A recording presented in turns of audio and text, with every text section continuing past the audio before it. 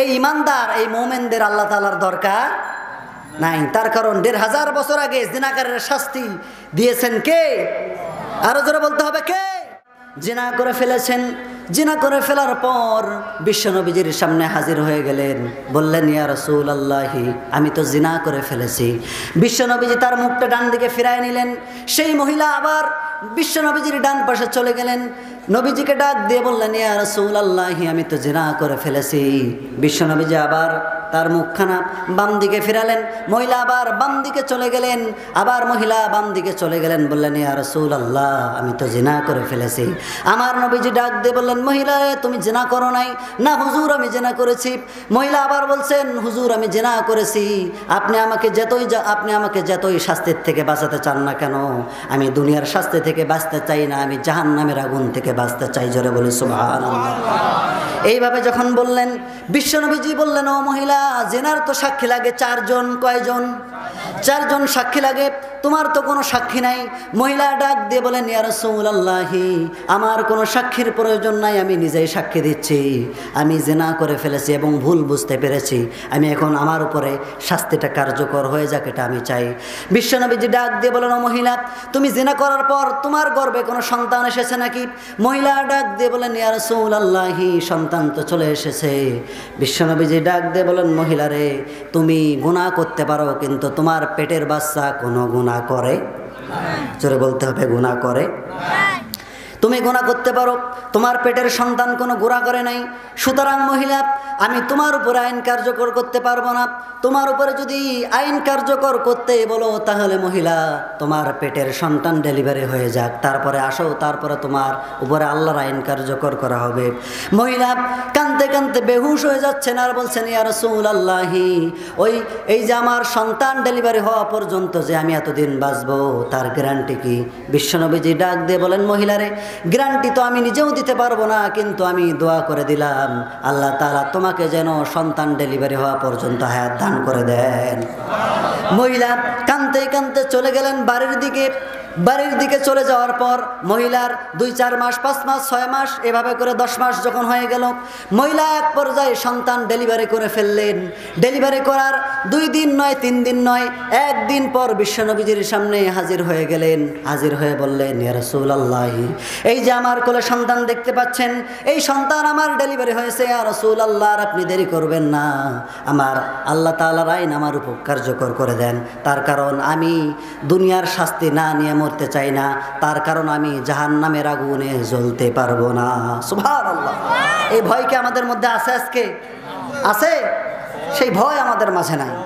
সম্মানিত হাজিরিন, এরপরে আমার নবীজি ডাক দিয়ে বললেন মহিলা সন্তান যে তুমি সন্তান কোথায় রেখেছো? মহিলা ডাক দিয়ে বললেন ইয়া রাসূলুল্লাহ সন্তান তো বাসায় রেখে এসেছি। আমার নবীজি ডাক দিয়ে বললেন মহিলারে তুমি যে সন্তান বাসায় রেখে এসেছো তোমার সন্তান জীবিত হয়েছে না মৃত হয়েছে? মহিলা ডাক দিয়ে বলেন ইয়া রাসূলুল্লাহ আমার সন্তান তো জীবিত হয়েছে। প্রিয় নবীজি ডাক দিয়ে বললেন মহিলারে শোনো, তোমার তো সন্তান জীবিত হয়েছে, সেই সন্তানের রিজিক আল্লাহ তাআলা তোমার বুকের মধ্যে রেখে দিয়েছেন। হাওলাইনি কামিলাইন 2টি বছর দুধ আল্লাহ তাআলা তোমার বুকের মধ্যে রেখে দিয়েছেন। সুতরাং তোমার সন্তান যখন জীবিত হয়েছে সেই সন্তানের রিজিক আমি নষ্ট করতে পারবো না। তোমার সন্তান যতদিন পর্যন্ত দুধ না ছাড়বে ততদিন পর্যন্ত এই আইন আমি বিশ্বনবীজি কার্যকর করতে পারবো না। জোরে বলে সুবহানাল্লাহ। এইভাবে যখন বললেন মহিলা হয়রান হয়ে যাচ্ছেন ইয়া রাসূলুল্লাহ কতদিন আর এইভাবে থাকবো, আমি না জানি কোন দিন মরে যাই। ইয়া রাসূলুল্লাহ আমি দুনিয়ার শাস্তি নিয়ে মরতে চাই, তার আগে আমি মরতে চাই না। যখন এইভাবে বললেন প্রিয় নবীজি বললেন যে মহিলা যাও, সন্তান যখন দুধ ছাড়বে তখন আসিও। মহিলা কান্না করতে করতে চলে গেলেন। মহিলা চলে যাওয়ার পর সন্তানটি যখন 6-7 মাস বয়স হয়ে গেছে, সন্তান 6-7 মাস বয়স হয়ে যাওয়ার পর দুধ সন্তান ছাড়তে না ছাড়তে সন্তানের হাতে একটি বিস্কিট ধরাইয়া দিয়া একটি রুটি ধরাইয়া দেয়। বিশ্বনবীজির সামনে মহিলা হাজির হয়ে গেলেন। মহিলা ডাক দিয়ে বললেন ইয়া রাসূলুল্লাহ আজকে যে আমি এসেছি আজকে আমাকে আর ফেরত দেবেন না। এই যে আমার সন্তান দুধ ছেড়েছে, বিস্কুট খাওয়া শিখেছে, রুটি খাওয়া শিখেছে, আপনি মেহেরবানি করে আল্লাহ তাআলার আইনটি আমার উপর কার্যকর করে দেন, তার কারণ আমি দুনিয়ার শাস্তি না নিয়ে মরতে চাই না। জোরে বলে সুবহানাল্লাহ। এইভাবে যখন বললেন, আমার নবীজি সন্তানটি কোলের মধ্যে উঠায় নিলেন।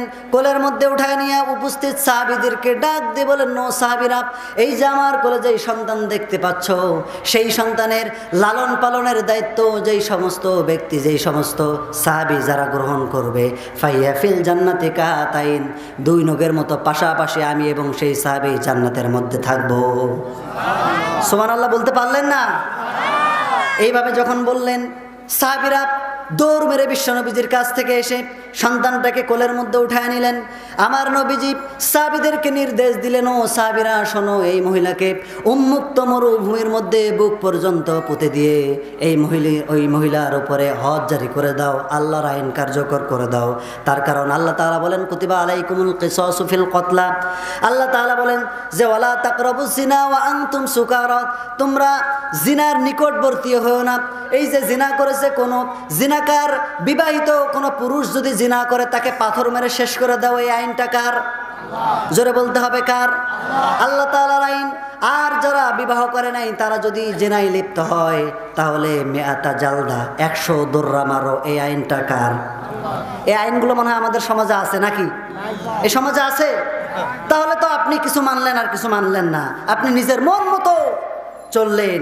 এই মুসলমান, এই ইমানদার, এই মোমেনদের আল্লাহ তাআলার দরকার নাই। তার কারণ 1500 বছর আগে জিনাকারের শাস্তি দিয়েছেন কে?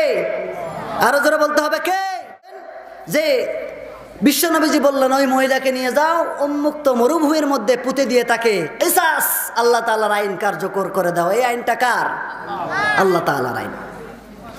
সম্মানিত হাজিরিন, সাহাবীরা ওই মহিলাকে নিয়ে গেল, উন্মুক্ত মরুভূমির মধ্যে নিয়ে গিয়ে বুক পর্যন্ত পুঁতে দিয়ে সাহাবীরা সেই মহিলাকে পাথর নিক্ষেপ করা শুরু করে দিলেন। এক পর্যায়ে পাথর নিক্ষেপ করতে করতে এক পর্যায়ে ওই মহিলার কিছু রক্ত এসে একজন সাহাবীর গায়ের মধ্যে পড়ে গেল। সেই সাহাবী নাকটা শিখায়া তুললেন, বিশ্বনবীজির সামনে হাজির হয়ে বলেন, ইয়া রাসূলুল্লাহি, ওই যে নাপাক মহিলার রক্ত আমার গায়ের মধ্যে লেগেছে। আমার নবীজি ডাক দিয়ে বললেন, সাহাবী স্টপ, থেমে যাও। কোন মহিলার রক্তকে তুমি নাপাক রক্ত বলো? ওই মহিলা মৃত্যুর আগ পর্যন্ত যত তওবা করেছে, যেভাবে তওবা করেছে, এই মদিনার 70 জন গুনাহগার মানুষের মাঝে যদি এই তওবাগুলোকে কার্যকর করে দেওয়া যায়, এই তওবাগুলোকে যদি ধরা যায়, তাহলে এই মদিনার নিকৃষ্টতম জাহান্নাম যাদের উপরে ওয়াজিব হয়েছে, এরকম 70 জন ব্যক্তিকে তাদের তওবা কবুল করে আল্লাহ তাআলা জান্নাতের বন্দোবস্ত করে দিবেন। এইভাবে তওবার দরকার আছে না নাই?